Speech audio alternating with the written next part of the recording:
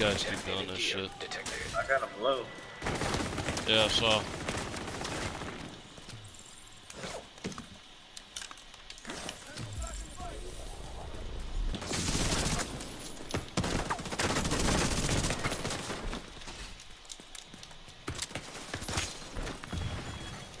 Rogue defender drone detected. Shit, I fucked up.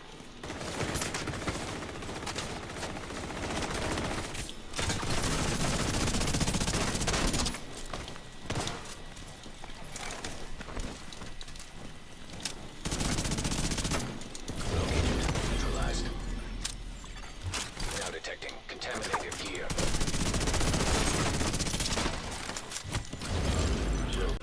No, they didn't. Keep going for it though. Rogue agent.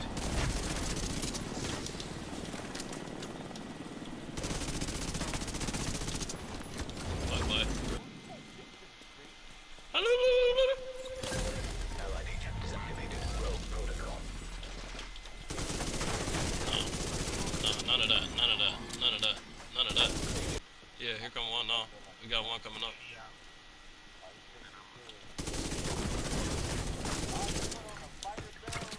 Rogue Stinger Hive detected.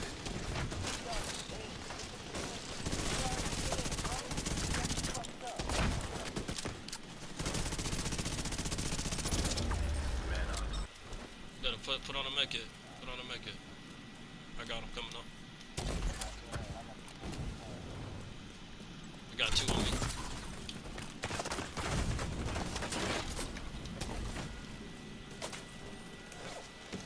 One coming around on me. Contaminated gear. Serious trauma. Manhunt out here, buddy. Look at him trying to hit me. Look at him trying to hit me. You fucked up. Stinger Hive detected. You done fucked up. I told you you fucked up, buddy.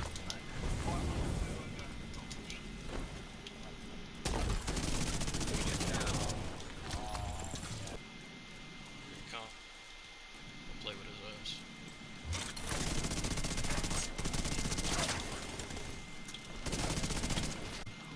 Yeah, I see one over here. They both right next to each other.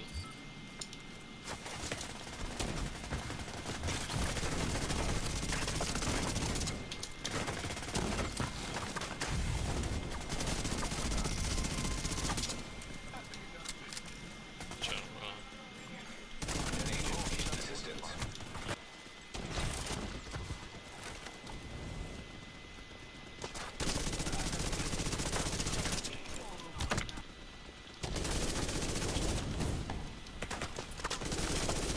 Nice try.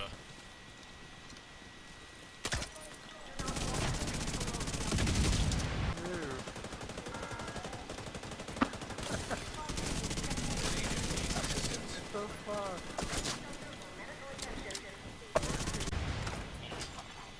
An agent needed. Rogue agent killed. This guy's so fucking OP, Oh dude. man, he got us on that one. I think I might kill him.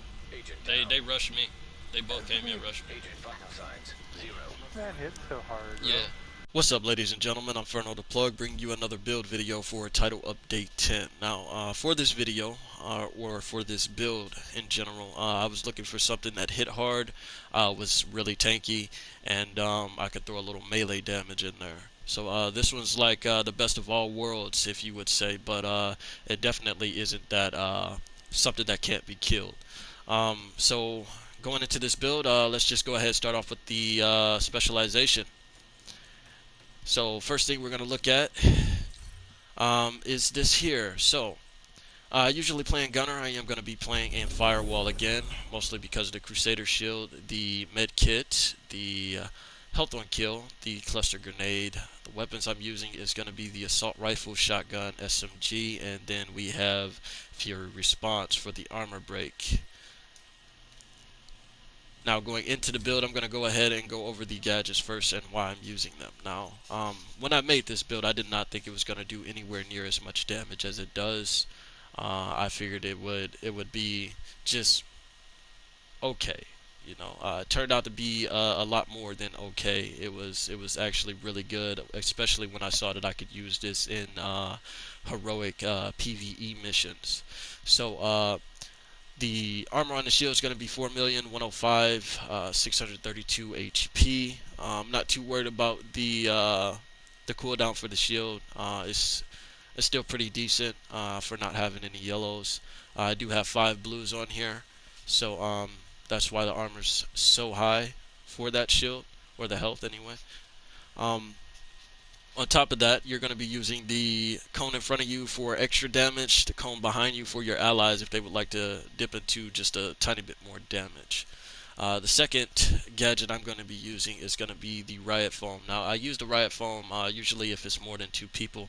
I want to make sure I keep one of them off of me, or at least try to keep the damage off my shield so that I can actually push out the full max amount of damage. So I use that foam chem launcher around like 2 or 3 people if they're trying to rush me. I usually won't touch it on a one-on-one encounter. You can destroy anybody with this build with a one-on-one encounter, and you can use your shield or your gun to do it. If I'm not using the chem launcher Riot Foam, I am using the Pulse Jammer. I love this because all I have to do is touch a skill and it's destroyed. At any time, this can be the best thing for a counter. A lot of people do not use this. If you are not using this, you should definitely try it out. Literally, one tap destroys any skill on the field. Now, going into the build, I do use a couple different guns for this. You did not see the other ones in the gameplay, so we're just going to go over the Lady Death first. I am still using the same Lady Death from the first one, from the first build video I've made for TU10. Core attribute is going to be 15% SMG damage, 20.5% critical hit chance. Lower attribute is going to be 4% damage to armor. Then we have the talent Breathe Free. When moving, gain 4 stacks per second, or 8 stacks when sprinting. Each round fired consumes a stack, amplifying damage by 75%. Kills grant 20% movement speed for 10 seconds. Now, the other gun that I tend to use in a PvE setting because it lasts longer, usually when fighting. You know, if you kill a player, they're either gonna go into the checkpoint, or they could have a couple more people come out. I feel like this one isn't really reliable to me right now, but it does work for PvE. So we got the 15% assault rifle damage, 21% health damage, and then the lower attribute 9.5% critical hit chance. Full god roll. I really like that I found it this way. And then we have the talent adaptive instinct. So hitting 30 headshots grants plus 20% critical hit chance and 50% critical hit damage over 45 seconds. Then the second one's going to be hitting 75 body shots, grants plus 90% weapon damage for 45 seconds. And then hitting 30 leg shots grants plus 150 reload speed for 45 seconds. Now this one is really a pick to shoot type of gun. So this is why I use it for PvE. It's a lot easier to shoot where you want to shoot when it comes to PvE. So me personally, I try to take that middle stack, so I'm hitting the 75%, the 75 body shots to get that 90% weapon damage, and then I'm shooting for the head to get the critical hit chance and the critical hit damage. I don't usually go for leg shots in PvE, but I mean, you definitely can. If you want to get that 75 body shots faster, the faster you reload, the faster you get those stacks up, and then you can eliminate more enemies. So that's all dependent on how you like to play. Second gun is going to be the Black Market AKM. And a friend gave me this just recently, so shout out Zombo Sniper. Thanks for dropping that gun for me. I've been looking for an AK forever. Came almost god roll. We got the 15% assault rifle damage, 20.5% health damage. Then we got the attribute at 6% damage to armor. Talent's going to be measured. Top half of my magazine has plus 20% fire rate and negative 30% weapon damage. The bottom half has negative 20% fire rate and 30% total weapon damage. Now, this gun works really well. I have not rolled this yet. I'm still trying to figure out what talent I like. I have been using it as is right now. It does really good, but it's not really something I want to go to all the time. I just needed something that hit really hard when it came to having so many blues, and it worked out pretty well. The last gun on the list is going to be the Mozambique Special. This one is not God roll, but it does pretty well just because of the talent. And the core attribute is going to be 13% pistol damage, lower attribute 6% damage to armor. And I did go over why I use those. I use the damage to armor because most likely it doesn't matter if they're, well, this is a fact. It doesn't matter if they're in cover or out of cover. You're going to get that 6% damage to armor. As long as they have armor on their character, on their person, you will get that 6% damage to armor. When it comes to damage out of cover, you lose that damage as soon as they hit a wall or go into any type of cover. Then the talent is going to be perfect breadbasket. Landing body shots adds a stack of bonus plus 50% headshot damage to the next headshot for 10 seconds. Max stack is 2, so you can get 100% headshot damage off of this, and you know you're already starting with what I say, like, what is that there? So we got 76. Let's go to the pistol specifically. And for the pistol specifically, we are at 126. So I'll be at 226 once that stack actually hits. And that's going to hit really hard, especially for a gun hitting at 151, but you lose 20% of that. So I'd say maybe like maybe 130 something. This is what you're going to be getting hit with the headshot. But you know the headshots are multiplicative, so the more headshots you get, that could actually hit almost like a sniper. That's usually what the pistols hit like anyway. So going into the build, we're going to go over the mask first, and we're using the Sokolov Concern. I have a 2-piece of this for the 10% SMG damage and the 15% critical hit damage.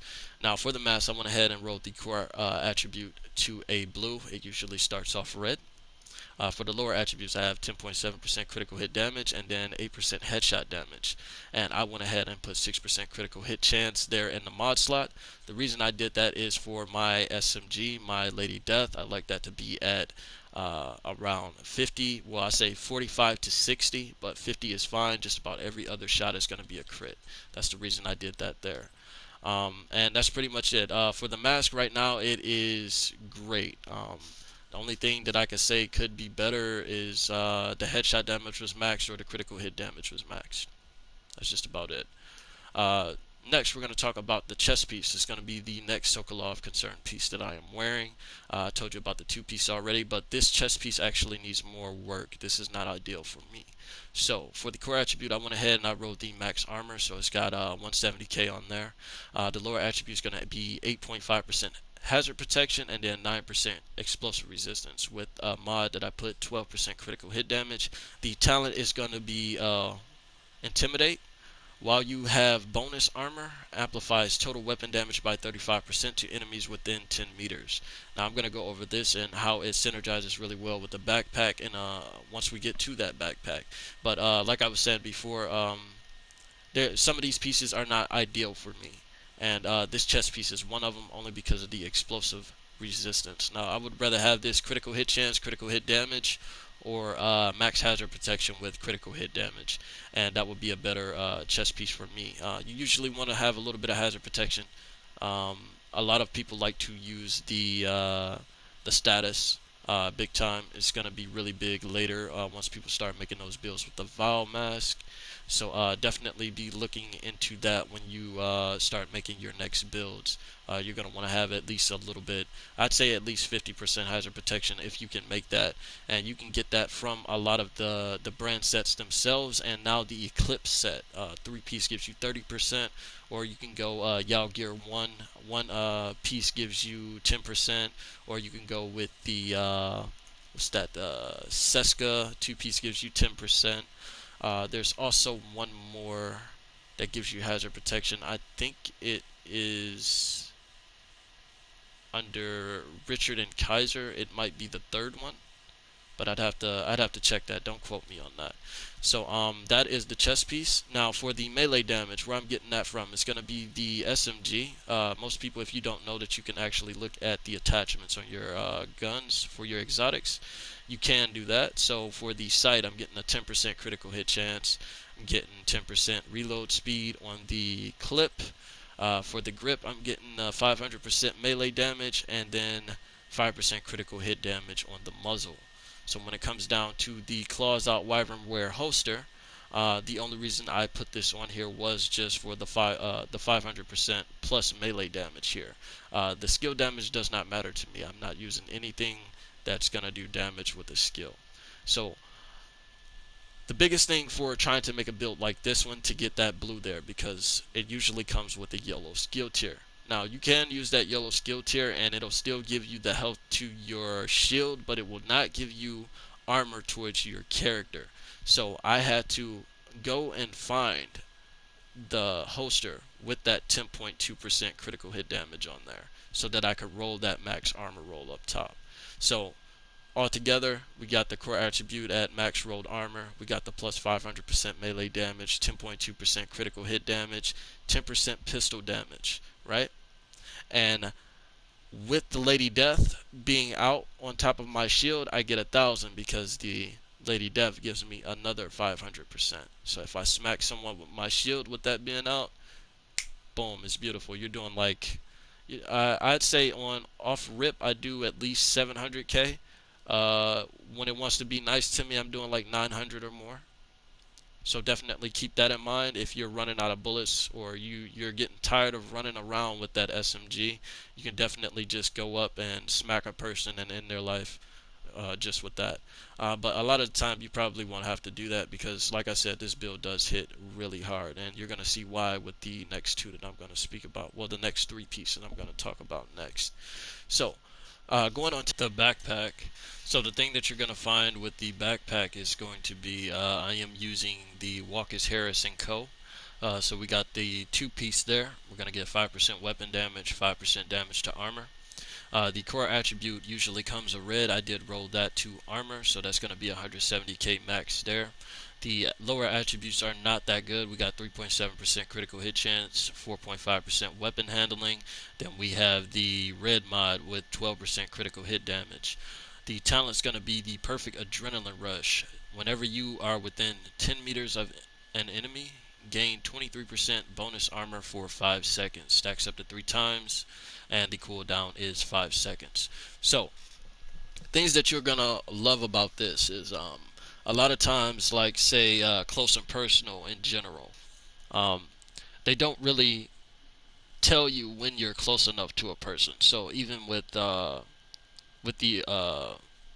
intimidate, it'll proc, it'll show at the bottom of your screen, but you're not really trying to look for that every time when you're in a fight. You know, if you leave your eyes or if you're maneuvering your eyes to a different location, a lot of times you could miss a couple shots or something like that. The thing I like about this backpack is that you don't ever have to guess when you're within 10 meters, because once that over armor hits the top of your character, you know you're right where you need to be. Me personally, I don't technically look as much anymore. I kind of just know where that 10 meters are. But if you're new to using this type of thing, you can definitely just wait until your armor shows up. That means you have full potential for damage output. And we're just going to go back to the chest piece again and show you that both of those are at 10 meters. You get the 35%. And as long as you're within 10 meters of those targets, you will get that damage. You will continually get that armor back as well. Now, for the next piece, we're going to talk about the gloves. Now, I am using the contractor gloves, and that has a 1 red because I have not found these the way I wanted to. I did want to do a full blue set. I think it'll still do close to the same amount of damage, even with dropping that 14.9% weapon damage. But as of right now, it's doing really great. I did get these just because of the damage to armor. That's specifically all I needed from here. And then I went ahead and rolled that 12% critical hit damage. Now, I don't need the LMG damage because I don't use the LMGs right now, but if you wanted to drop the shield and maybe put on a pestilence or something like that, you could definitely do that, but you're not going to have anything to really protect you then. So if you're going straight forward, you could drop that shield and do something like the defender drone, but then again, the defender drone is not always effective either. So that's just depending on what you want to do. But with those two, the two Walker and Harris pieces, and then the damage from the damage to armor here, I'm rocking around, I think 17%. What's that? That's 8 plus 4, 12, and then I got the 5. So yep, 17% damage to armor on this build. And then you're pairing that with running up to somebody getting armor at that while you're running up to someone. So you got the extra added armor, and you continue to get that, and then you got that 35% on top of your SMG, which is already spitting out 75% more damage there. So you're literally hitting that what's that 110, and then for your chameleon, if you go ahead and get your 75% body shots, I mean your 75 body shots, you're going to be hitting 125 weapon damage at 10 meters close to someone. So it works really well together. And for the last piece, I'm just going to go over the knee pads. They're not that special. I went ahead, like I said, for this set, you're going to get a red core attribute. I went ahead and rolled that off for a blue. Then the lower attribute, 10% critical hit damage. Now, I would have destroyed this if it had not been 10%. I don't keep anything under 10% critical hit damage. And then I got 9.4% skill haste. So this worked out perfect because that's going to help with a little bit of the cooldown for my pulse jammer, my foam, my riot shield. My riot foam or my shield. So these knee pads are okay for now, but I definitely switch those. If I was gonna switch them, I do hazard protection, critical hit damage, or I do critical hit damage and critical hit chance, and then roll that blue on there.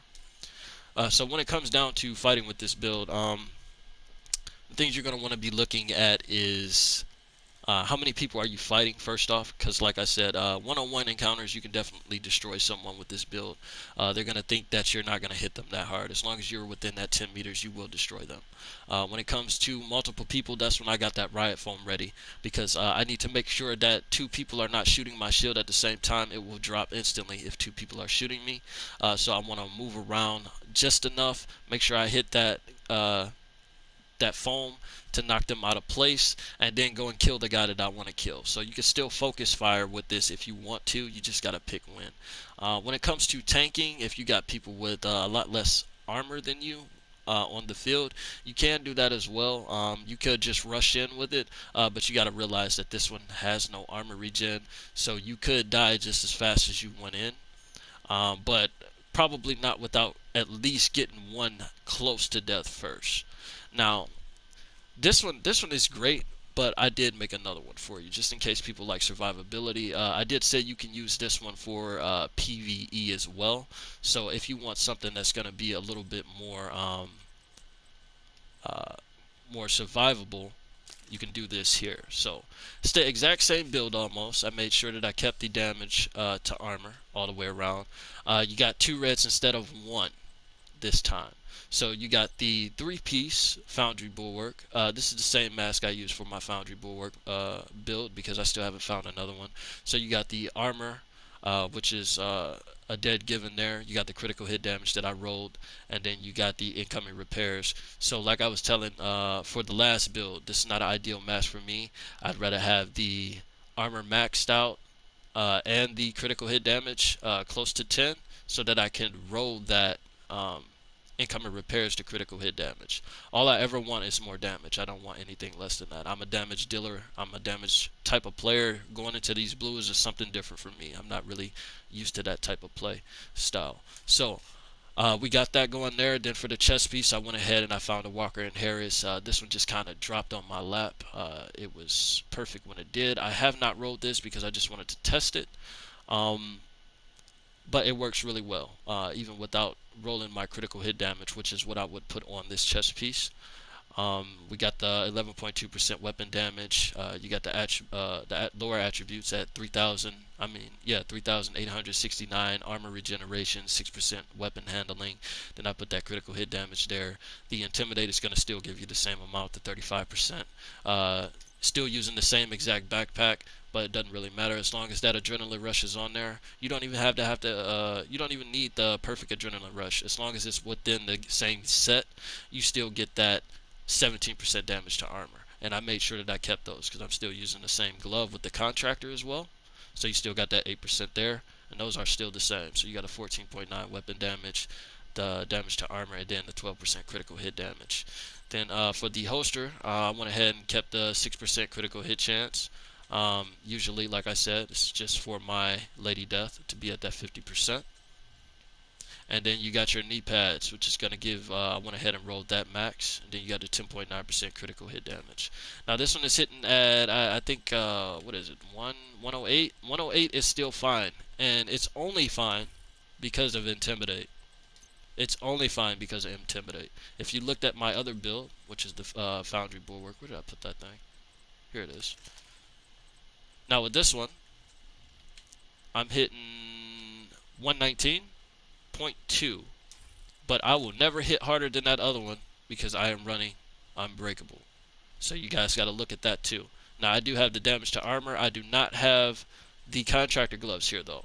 So that's a loss, which means I'm already hitting lower, and then because of that low amount of damage that I'm going to be doing just with the weapon itself, it's going to take me longer to kill someone. With the original build that I made, which is this one here, this one destroys.